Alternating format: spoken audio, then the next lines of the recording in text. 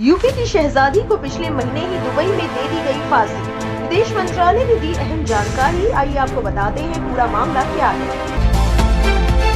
You are watching Gully News। शहजादी का परिवार बांदा जिले के गोयरा मुगली गांव में रहता है। उनके पिता ने बताया कि कुछ साल पहले शहजादी की फेसबुक के जरिए आगरा के रहने वाले उजैर नाम के युवक से दोस्ती हुई थी। कुछ दिनों बाद उजैर बहला फुसलाकर शहजादी को अपने साथ ले गया। साल 2021 में उजैर ने चेहरे की प्लास्टिक सर्जरी कराने की बात कही और शहजादी को दुबई अपने एक रिश्तेदार के पास भेज दिया। इंडियन एक्सप्रेस की एक रिपोर्ट के मुताबिक दुबई में जिस घर में शहजादी रुकी थी, वहां एक दिन अचानक एक बच्चे की तबीयत बिगड़ी और उसकी मौत हो गई। इस घटना के बाद बच्चे के माता पिता ने शहजादी पर हत्या का आरोप लगा दिया। पुलिस जांच के बाद दुबई की अदालत ने शहजादी को फांसी की सजा सुना दी। उत्तर प्रदेश के बांदा जिले की रहने वाली शहजादी को दुबई में पिछले महीने ही फांसी दे दी गई थी।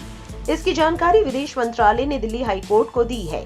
मंत्रालय ने आगे बताया कि महिला का अंतिम संस्कार 5 मार्च को किया जाएगा। इससे पहले शहजादी के पिता ने कोर्ट से मामले में हस्तक्षेप करने की मांग की थी। अब बेटी की मौत की खबर से उन्हें धक्का लगा है।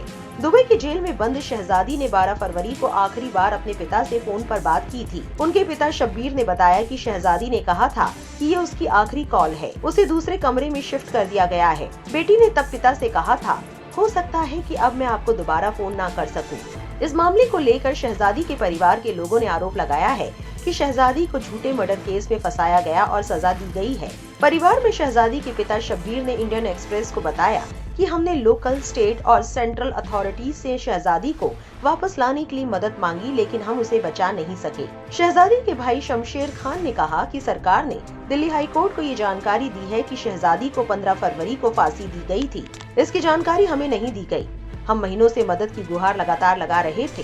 हम विदेश मंत्रालय को अप्रोच करेंगे कि ताकि शहजादी को वापस भारत लाया जाए। विदेश मंत्रालय से आई इस जानकारी के बाद सोशल मीडिया पर यूजर्स के मिले जुले रिएक्शंस देखने को मिल रहे हैं।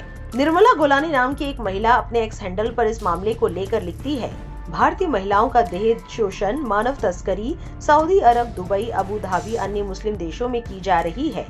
भारतीय राज्य महिला आयोग को इस मामले को संज्ञान में लेना चाहिए। इस लड़की की हत्या कैसे हुई? भारतीय महिलाओं को बिना भारत की जानकारी के अबू धाबी में फांसी दी गई है। रिकी यादव नाम के एक शख्स ने इस मामले पर लिखा, इस पर झूठा आरोप लगा है। बच्चा बीमारी से मरा था, लेकिन परिवार ने आरोप शहजादी पर लगा दिया क्योंकि शहजादी ही बच्चे की देखभाल करती थी। इनके परिवार ने बहुत कोशिश की बचाने की, लेकिन सरकार ने कोई पहल नहीं की। सरफराज नाम के एक शख्स ने लिखा, गरीब होना पाप है। आज के समय में कम से कम फांसी होने के बाद तो परिवार वालों को जानकारी दी जा सकती थी। 5 मार्च को शहजादी को अबू धाबी में दफनाया जाएगा। परिवार वालों को कल पता चला है तो कैसे इतनी जल्दी दुबई जा सकेंगे।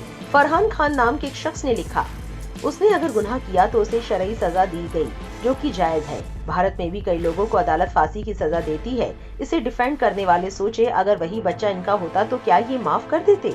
खुद के बच्चे को तो पड़ोसी का बच्चा या बड़ा चाटा भी मार दे तो खून खराबे पर आमादा हो जाते हैं। आप इस पूरे मामले को किस तरह से देखते हैं? कमेंट में अपनी राय जरूर लिखें। साथ ही ऐसी और वायरल खबरों के लिए गली न्यूज से जुड़े रहें।